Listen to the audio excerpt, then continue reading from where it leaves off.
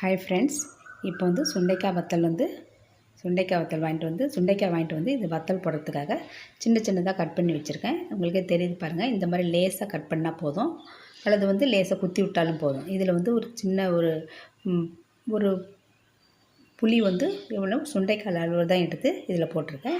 இதுக்கு வந்து ஒரு 1/2 டம்ளர் தண்ணி விட்டு உப்பு போட்டு வேக வச்சுக்கலாம். இதில் வந்து கொஞ்சமாக வந்து ஒரு 1/4 டீஸ்பூன் மஞ்சத்தூளும் போட்டுக்கலாம். நீங்கள் இந்த மாதிரி இது வந்து தண்ணி வந்து ரொம்ப விட்டுறக்கூடாது. இது வந்து ஒரு 5 நிமிஷம் வேக வச்சாவே போதும். தண்ணியெல்லாம் பாருங்கள், குறைஞ்ச தீயிலே கொஞ்சமாக தண்ணி விட்டு வேக வச்சுருக்கேன். தண்ணியெல்லாம் சுண்டி வந்துருச்சு. அதிகப்படியான தண்ணி அதுமாரி இருந்ததுன்னா நீங்கள் சுண்டைக்காயை காய வச்சுட்டு இதை வந்து டெய்லி தண்ணியில் போட்டு வச்சிங்கனாவே அந்த உப்புலாம் அதில் ஏறிடும். அந்த மாதிரி காய வச்சு தான் நான் இப்போ எடுத்து வச்சுருக்கேன் பாருங்கள். அதை உங்கள்கிட்ட காட்டுறேன். இது வந்து நான் வந்து ஒரு 3 நாள் காய வச்சுருக்கேன். 3 நாளையே எனக்கு காஞ்சி வந்துருச்சு. இது கிட்டத்தட்ட வந்து 2 பிடி சுண்டைக்காயை வாங்கி போட்டதுனால எனக்கு வந்து ஒரு டப்பா நிறையா வந்திருக்கு எனக்கு.